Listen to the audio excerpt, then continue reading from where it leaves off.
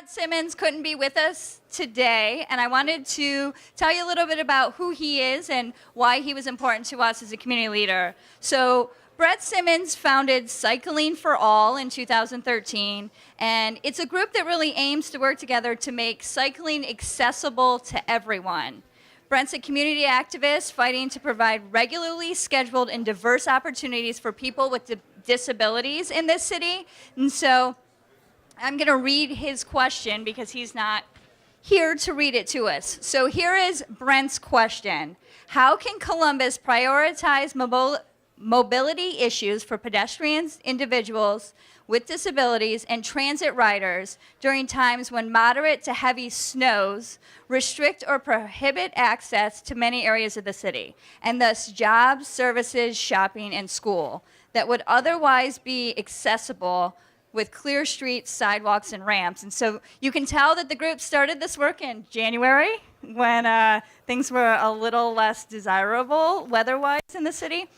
Okay, so I'm really glad that Alyssa mentioned that it was obvious that we started this project in January, because that, I think, is the largest barrier to this issue being fixed in Columbus, or at least being worked on throughout the years, because our thoughts about it kind of melt as the spring comes along. So our problem is how do we address transit accessibility in our city during times of heavy snow.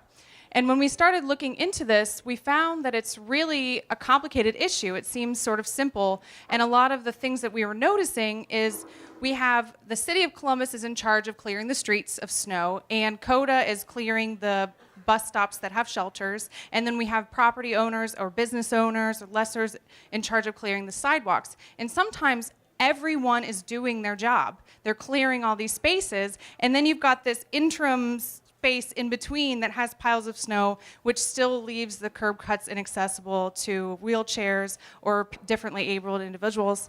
And so we found that it's much more of a complicated issue than we first would have thought. So we broke our presentation into 4 parts. First, we wanted to highlight things that we are experiencing that are great in Columbus. We really want to start off on a good note. We want to talk about how we are experiencing better accessibility and mobility in Columbus today. Next, we want to talk about how Columbus is addressing our problem. So what is Columbus doing about times of heavy snow, clearing the streets, and accessibility in general?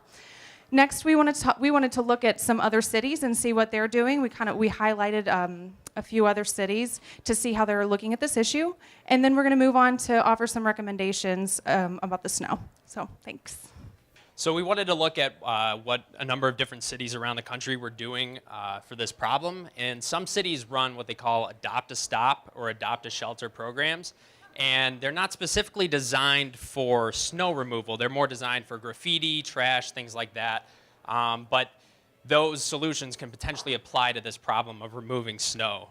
And generally, the idea is that businesses, community organizations, individual volunteers will adopt a stop, and they will get a sign on the bus stop outside their house, outside their business.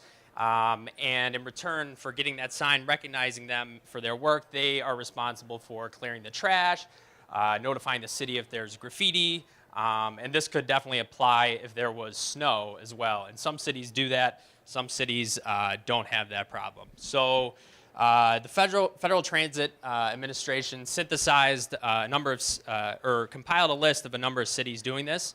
And so we'll take a look at 2 quick examples.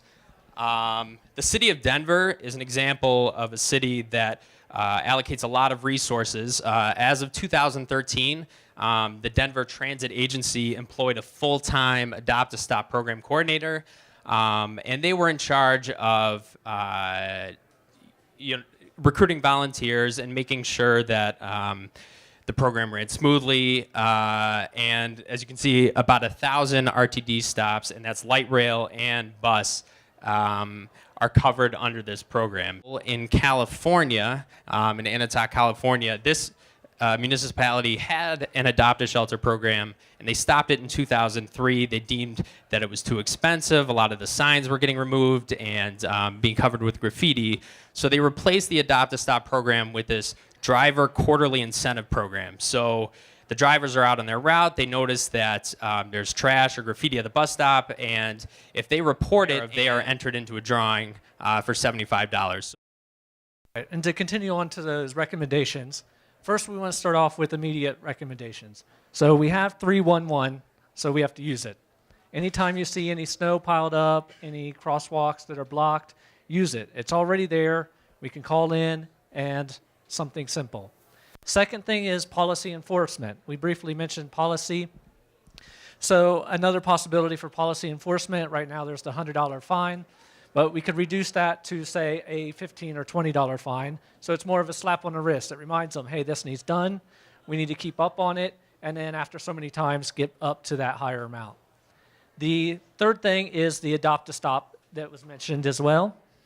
And with the adopt a stop, we can tie up a volunteer connection to that. So it's not CODA's responsibility solely. It can rest and be shared between many different groups. So you can have the 311, the CODA, and even the school systems that require a volunteer portion for them to graduate. They can do that as part of their hours, their volunteer hours. The other possibility is looking at it from a design perspective as well. Can this be solved through design? So currently you see now in the top image, you get the snow piled up all around the corners. So even if the sidewalks are cleared by the residents or the business owners, you still get that pile in the corner. And at the bottom, we see the current design. So we have it smoothed out and rounded. You still have the textile pieces for those that are visually impaired, but you have this rounded corner so that, if you go back one, you can see the design in action. You have easy access to, for a small city truck, a small plow, to just go up and clear that space.